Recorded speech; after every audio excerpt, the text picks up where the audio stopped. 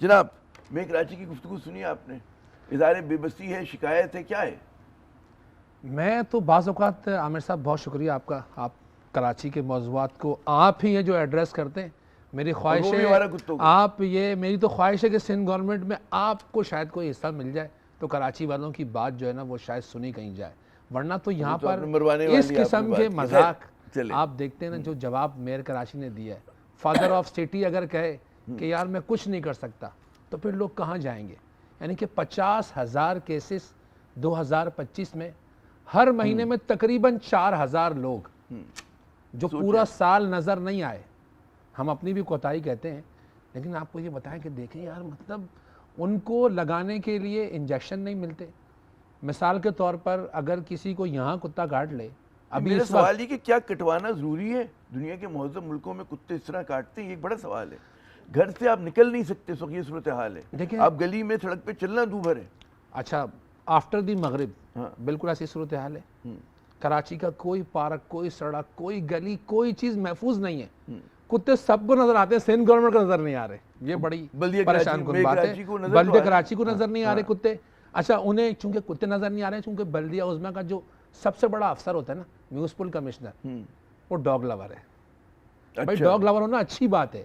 ہم کہتے ہیں یہ سارے کتے اپنے گھر لے جاؤ نا بھائی, بہت آرام سے رکھو.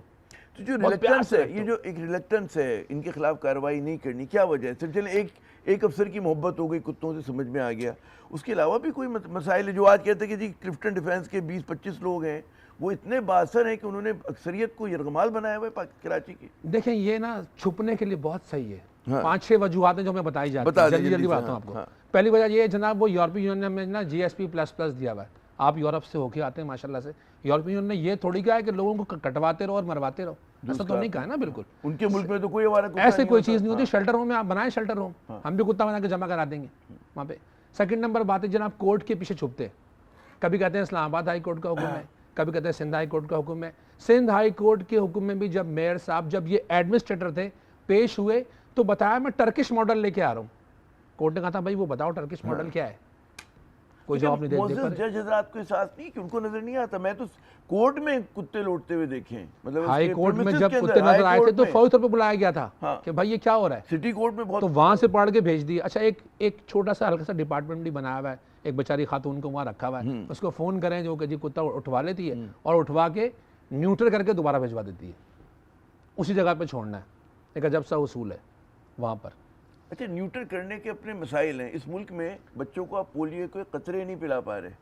نیوٹر کرنا افیکٹیولی, اور اب وہ سنا یہ کہ جی میل کتے کو کر دیتے ہیں.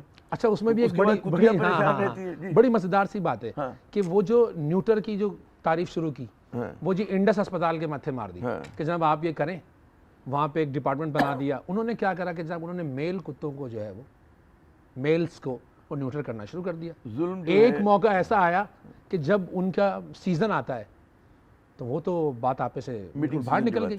اس کے اندر جب ان کا میٹنگ سیزن تھا, اس میں جو جتنے بھی کیسز ہوئے, نارملی بھی جو کتے میں فیمیل کے جو کاٹنے کے کیسز ہیں وہ زیادہ ہیں, کیونکہ وہ جب بچے دے دیتی ہے گلی کے کونے پہ ادھر ادھر, تو اس کے لوگ بچے کو حملہ کرنے آ رہے ہیں یا پکڑنے کے لیے آ رہے ہیں تو وہ کاٹ دیتی ہے. اچھا ایک نیا سیزن پیدا کر دیا کہ میل ڈاگ ختم کر دیے. اچھا جب ہم پوچھتے ہیں فیمیل کیوں نہیں کرتے, تو ڈاگ لور یا اینیمل لور لوگ جانتے ہیں, کہتے ہیں جناب اس کو نیوٹر کرنے کے لیے نا 2 لاکھ روپے کا خرچ ہے. اس کو نیوٹر کر دیں گے, اس کی خوراک بڑھ جائے گی. اب اس 2 لاکھ کی جو قیمت ہے وہ کراچی کے لوگ دینے. اس عامر صاحب آپ کے بات ہونے سے پہلے اس بری انداز سے کاٹتے ہیں, اتنا شدید کاٹتے ہیں کہ بعض اوقات ہمارے ایک جاننے والے کو بچانے کے لیے اس کی انگلی کاٹنا پڑی کہ اگر اس کو بچنا ہے, زندگی چاہیے, تو یہ انگلی کٹوانی پڑے گی. انگلی کٹوا دی اس نے, اور وہ ڈائبٹک پیشنٹ تھا, اب بات ہاتھ تک پہنچ گئی ہے.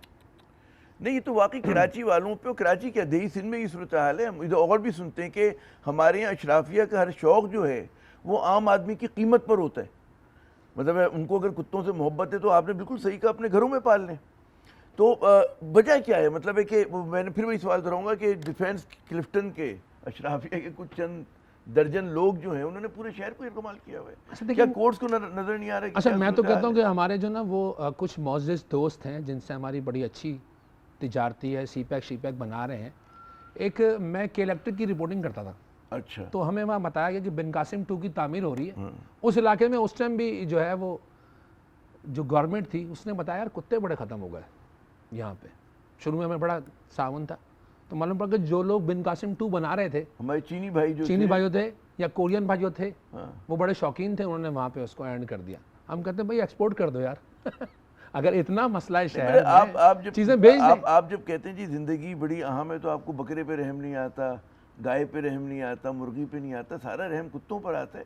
تو یہ ایک ایسا میرے خیال میں موضوع ہے کہ جس پہ ہم بہت بات کر سکتے ہیں, لیکن ہم نے تھوڑا سا فلیگ اٹھا لیا. اختیار صاحب بہت بہت شکریہ کہ آپ نے ہمیں آگاہ کیا, میئر کراچی کی مجبوریوں سے ہمیں واقف کیا کہ جناب وہ کیوں جو ہے کہتے ہیں کوئی قدم نہیں اٹھا پا رہے, کیوں اتنے بے بس. ہماری جو کورٹس کو کیا نظر نہیں آ رہا, یہ بھی ایک بہت بڑا سوال ہے. اور میں پھر دہراؤں گا کہ اس ملک میں مطلب ہے جو اقلیت ہے اس نے ہر سطح کے اوپر جو ہے ایک شریعت کو یرغمال بنایا ہوا ہے. یہاں پہ مٹھی بھر جو ہیں ایک بقول ان کے ڈاگ لورز ہیں اور وہ عام آدمی کی نہیں چلنے دیتے. اسی کے ساتھ عامر زیب کو اگلے پروگرام تک اجازت دیجیے گا. خدا حافظ.